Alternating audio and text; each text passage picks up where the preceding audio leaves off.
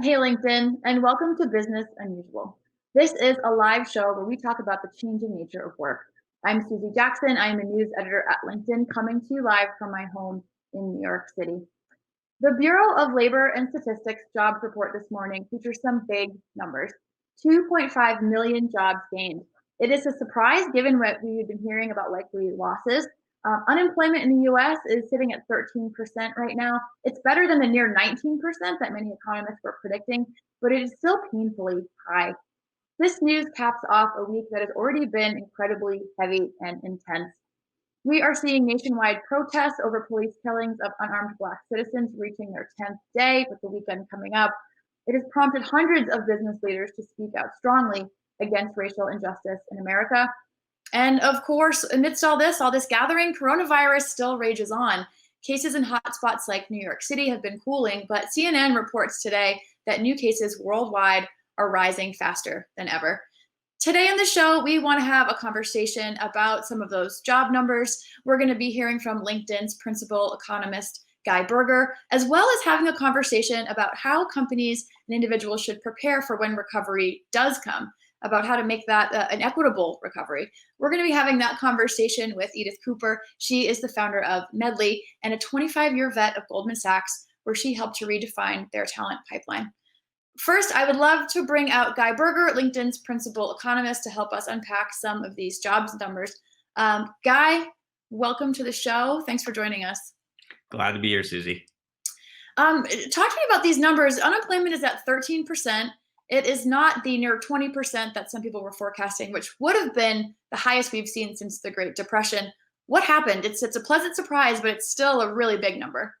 Yeah. So first thing is, it is a giant and positive surprise. I think a lot of economists thought things were going to get worse again in May, and that didn't happen. We added a lot of jobs. Unemployment fell down a little bit, but things are also really bad. We added 2.5 million jobs this month. In the prior 2 months, we lost 22 million jobs. So it's going to take a while to to really clear that backlog of lost jobs. I think that if you think what is causing this, there may be several things. The first one that BLS called out is that we did have some limited reopening in the economy. A lot of the sectors that brought back jobs, like leisure and hospitality, retail, were the ones most directly impacted by the shutdowns, and therefore they were able to recall people back to work. The second one that may have happened is the Paycheck Protection Program you may have heard about, the PPP, that subsidizes paying employees by firms. Those subsidies may have caused firms to be able to bring workers that were furloughed back on payroll. This is good news. I think what I worry about, and really what we should all be thinking about, is what happens after this month? Can we keep adding jobs at the same pace? There are lots of things that could go wrong: government assistance to households and businesses being cut prematurely, the epidemic picking back up. I'm really crossing my fingers to the beginning of a sustainable, fast recovery, but I think things are going to have to go right for that to happen. Yeah, you mentioned leisure and hospitality jobs coming back, the Paycheck Protection Program allowing some small businesses to hire back maybe sooner than they would have been able to. This month's LinkedIn Workforce Report saw something similar in the small business zone. We're seeing a chart here that small businesses, perhaps first the ones to feel the hit of lockdowns and furloughs, are now inching back as things reopen. What can that indicate, perhaps, Guy, about what we might see next from larger companies? Yeah, so I think inching back is what is relevant here. I think that what was unique about smaller businesses this time is that they saw a huge plunge in hiring in April, and this month you could say maybe hiring picked up a tiny bit, or it was flat. It didn't get worse, and hopefully we can see that continue to creep up. But even then, hiring for small businesses is down a lot relative to where it was before COVID. If it keeps inching, then you have to cross a mile, so to speak, to extend that metaphor. It's going to take a long time to recover. Meanwhile, large businesses that were relatively, everybody was saying, wow, they're really resilient. In April, they saw milder declines in hiring. All of a sudden, cut back hiring a lot in May. Hopefully that will turn around. But I just want to throw out there that I think, whether this is still a really big hole in the labor market we're going to have to dig out of as a society. And this is still a really hard time to find a new job if you're a job seeker or you lost your job. And I want to say hi to a few people joining us from the stream. We have Denise from Wisconsin. Sharon is from Atlanta. Hello, Sharon, welcome. Mary in New Jersey. Andy from Canada. James from Dallas. Thank you all for joining the show today. We're here talking with Guy Berger, LinkedIn's principal economist. Guy, the number today, 13%, it's not 20, that's wonderful. It's one number.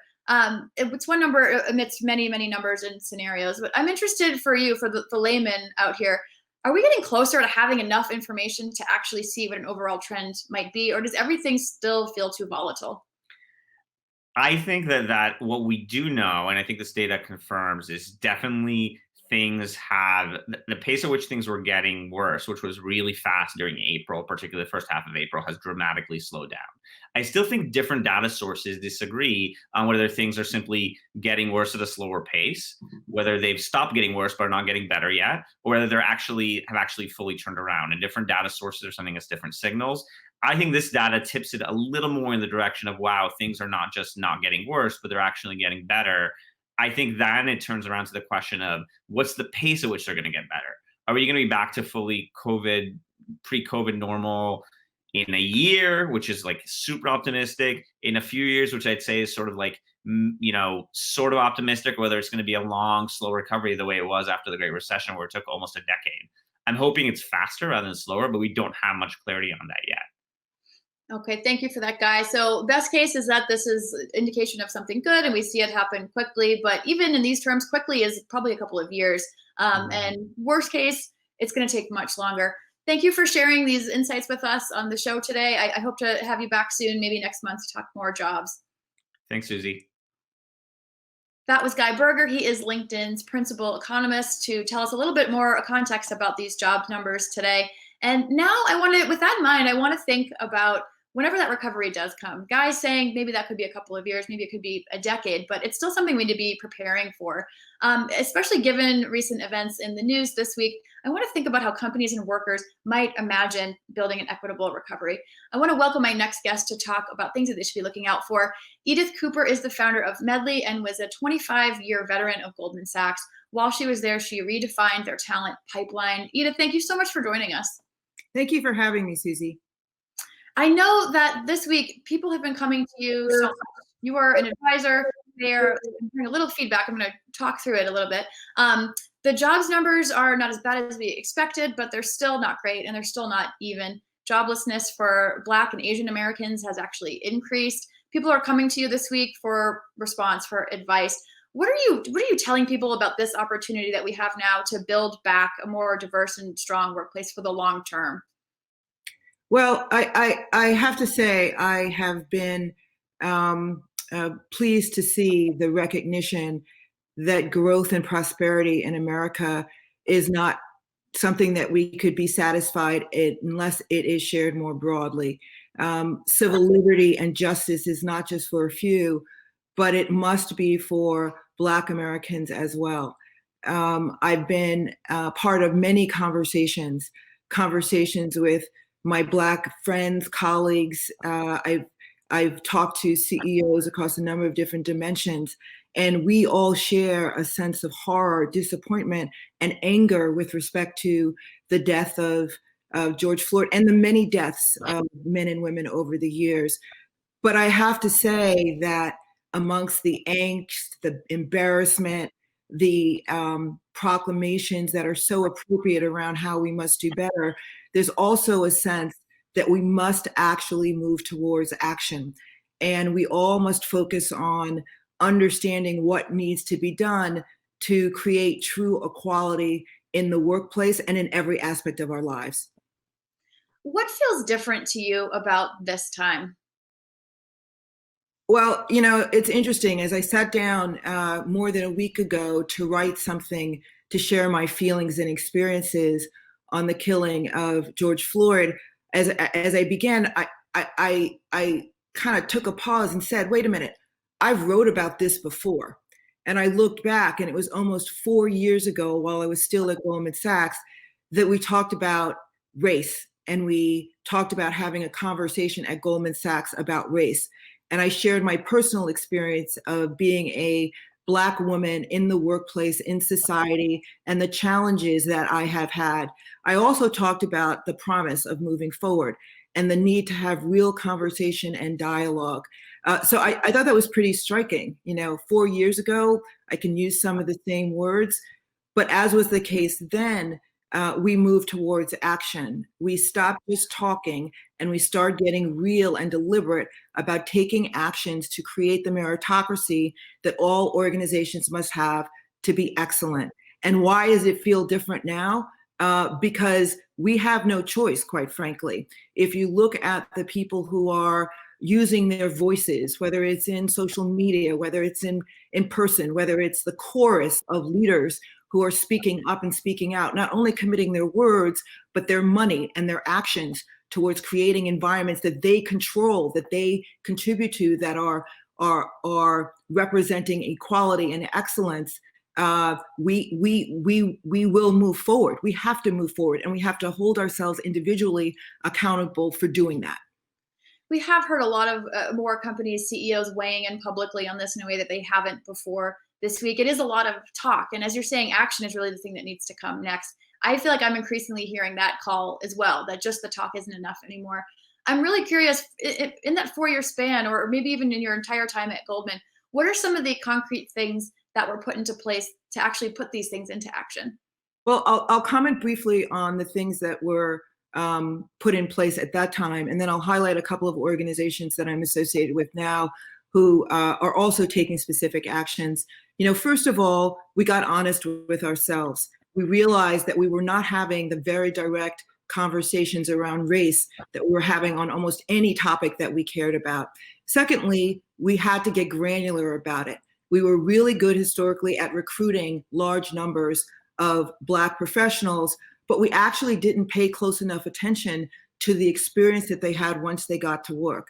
And we needed to really be more intentional about looking at the professional trajectory and experiences of these Black professionals, of all of us, to make sure that we had equal opportunity to the sponsorship, the mentorship, and the advancement that, quite frankly, the majority did. And when we looked at the data, we realized we had work to do. We had work to do with respect to unconscious bias. We had work to do with respect to getting to know every single person of color experience and making sure that our managers, who are actually closest to giving people equal access to opportunity, were informed and schooled about what it takes. I'd call your attention more recently to Etsy. Josh Silverman, the CEO, and I am on the board of Etsy, has been very outspoken about the importance of owning diversity and inclusion within the organization. Look at their blog. They have gone public with the goals and numbers that they are holding themselves accountable to. They have specifically outlined actions publicly and within their organization that, again, they're going to hold themselves accountable for, and hold their leaders accountable for. This is the kind of action orientation that we must have to make sure that we stop having the same conversation over and over again. Accountability is a huge word. I think maybe that's the next word in terms of talk, action, accountability. I'm interested in you're talking about recruiting. I know that it's very easy for people to just recruit within their own network, within their own group of people who look like them, went to the same school, same socioeconomic strata. You said that you had a successful program of recruiting more Black professionals at Goldman Sachs.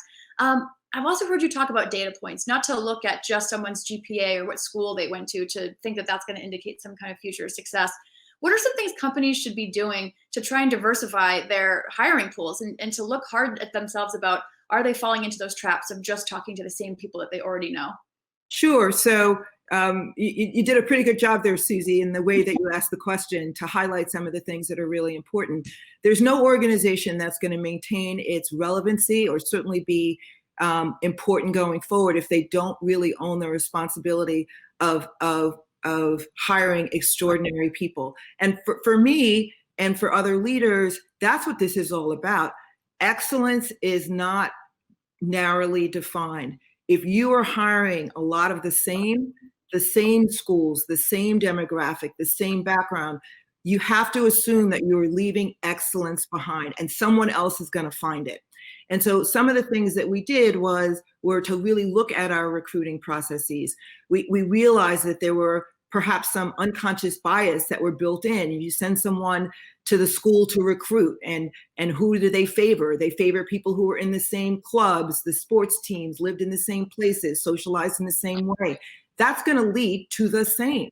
that may not necessarily lead to excellence. And so we took out some of that by doing video interviewing. We had professional recruiters who are trained to understand and to evaluate excellence take the first step in identifying people. We cast the net wider. My good friend, David Thomas, who's the president of Morehouse, formerly at Harvard Business School, he and I spent a lot of time talking about the fact that the talent is there. The talent is at these schools, but we have to do a better job of being present and projecting that our firms are really places where people of color, where Black people can join and where they can thrive.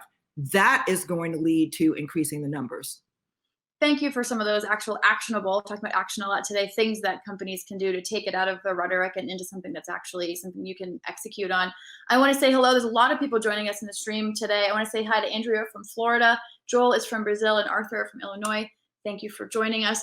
I want to take it down to from the company level down to the candidate level. We're seeing unemployment, really high numbers. We're talking about accountability from companies. Etsy's out there saying this is what we're going to do, hold us accountable. I'm really curious, if you're on the applicant side, you often don't feel like you have a lot of power, but it seems like it's a two-sided relationship. If companies are asking us to hold them accountable, that's probably on the candidate in some way too, but they're in a vulnerable place. How can you recommend that candidates try and take these companies to task while they're also asking for employment?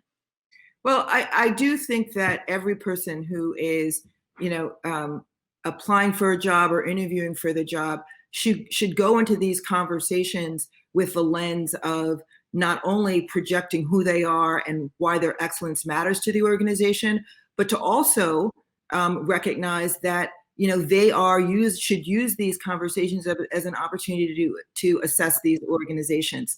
How do you get ready for these conversations, particularly in this environment where unemployment is so high and it may be that it is harder. In fact, I would say that it is harder to find opportunities. It's get yourself prepared and organized and tell your story aggressively. Do your homework. Understand the value propositions that companies are projecting. Reach out to people that you know or might know who might know that organization. This is where technology really helps. Get on those web pages of companies. Keep digging, keep digging. Find a name of somebody that you can connect with. And invest in understanding who you are and how you're going to tell your story. Edith, thank you for that. We have a question from one of our very loyal viewers, Tossin, in the stream. She says, as a Black nonprofit professional looking for work, sometimes I feel like with a name like mine, my resume is going to get immediately tossed out. She wants to know, what can I do on my side to make myself stand out more? I'm sorry to hear that has been your experiences. And I'm also understanding that that's not an unusual experience. There's all sorts of science and research that's been done around how people look at names on applications and draw a conclusion. First of all, I would stay very, very focused on, owning and knowing your story and pushing forward. Part of the challenge I think we all are having, and we've always had as Black people, is that we know going into conversations that these biases exist. We see it, we experience, we live it every day of our lives.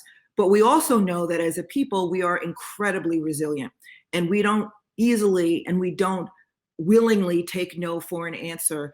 And so I would encourage you to continue to own that, what I call swagger and aggression, and keep pushing forward, because the opportunities are there. And we will have to just keep working hard to get them as we try to break down the biases that make it so much more challenging for us. And Tossin, as a regular watcher of the show, we thank you for asking that really hard start question. Edith, thank you for fielding it.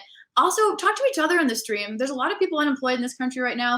A lot of people watching who are looking for a job. A lot of people who are watching who are looking to hire. Talk to each other. Put yourself out there. What are you doing? What are you looking for? Are you hiring? Let each other know in the comments. And also in the comments, we're seeing Peter say he absolutely agrees that the real conversation about racism needs to take place. LaShawn says diversity needs to come from the top in all caps. If everyone in the C-suite looks the same, there will be no new ideas. Edith, you have launched a new company, co-founded with your daughter, Jordan Taylor. It's life goals for me to have my daughter want to start a company with me when she is older. few more years to go. She's only 4. It's focused on coaching and training and community. And I'm wondering if you can talk to us now about why those things are so crucial. Sure. So with Medley, we've created a dedicated membership where curious and growth-oriented people can learn from each other. It's really a network of the present and for the future. A lot of things that we've been talking about are how do you get connected? How do you develop relationships?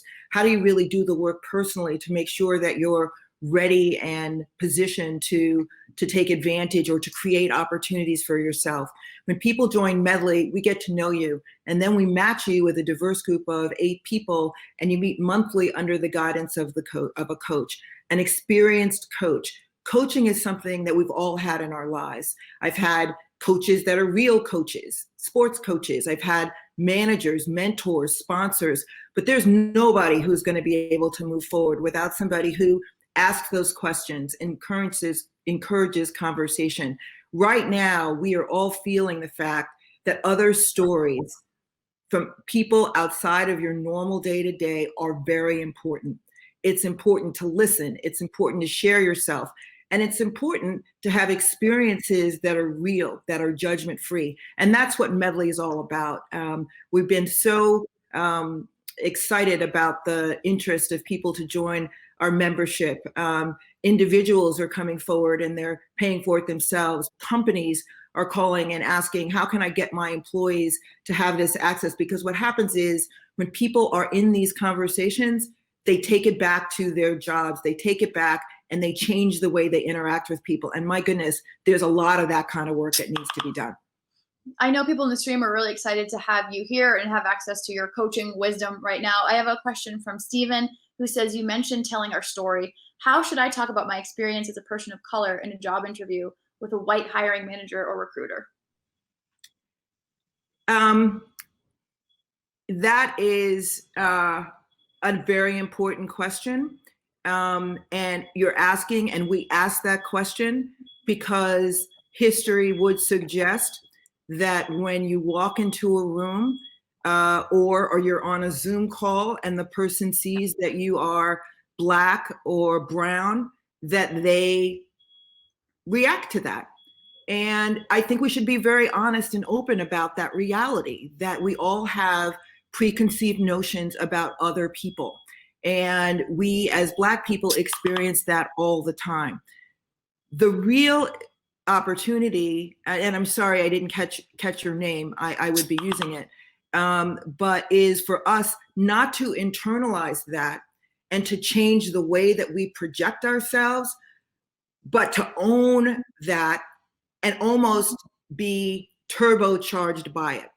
I am more assertive. I try to be more confident. And let me tell you, sometimes there's a lot of stuff that I have to do in my head to get me there when someone doesn't look at me the same way. In my career, I've gone to meetings where, I'm the person leading the meeting and the person, at the client will ask me to get the coffee. And you know what? Over time, that just drags you down. And the next time you go to a client meeting, maybe you don't want to talk. Maybe you have to, sit. You just don't want to be bothered. But you know what? We can't do that. Like you got to do whatever work that we need to do to sit in the front row, be present, be assertive, be you. Because you, more than likely, is excellent. If you're in that room, you've had to be excellent. I really hate that someone asked you to get the coffee once. That's a terrible experience to have. It's making me think about resiliency. I don't know in that moment how you felt and how you responded, but I know that you've shared with the internet before your Resiliency Toolkit. I love it. Can you tell us about that and how that has maybe changed during this time of COVID and now of all this unrest? Yes, well, we are all, let me restate that. We should all be struggling right now.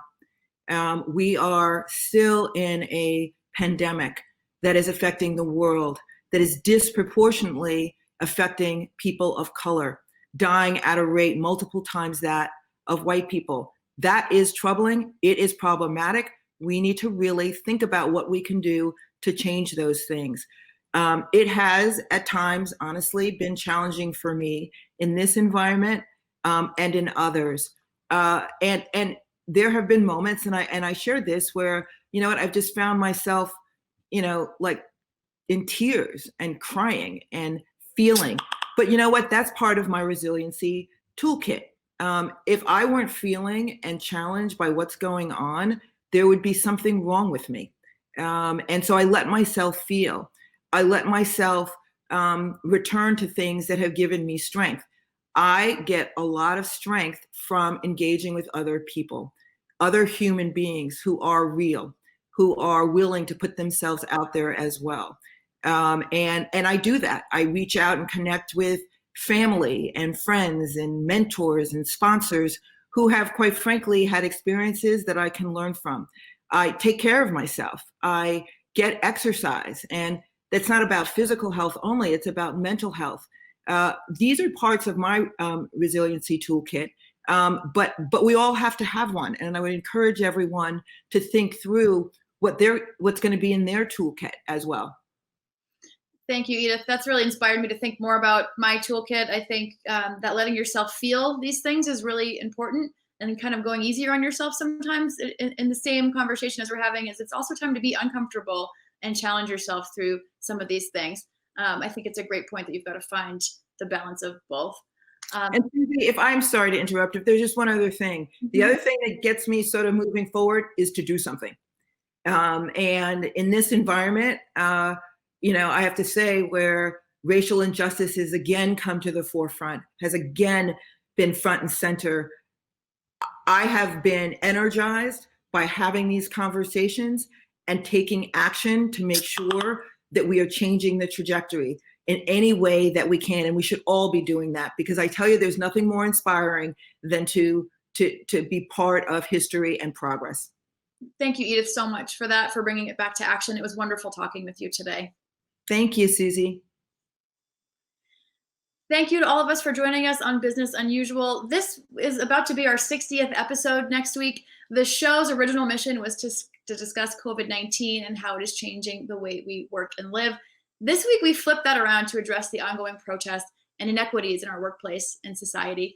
The conversations were at times hard and uncomfortable, but they were necessary.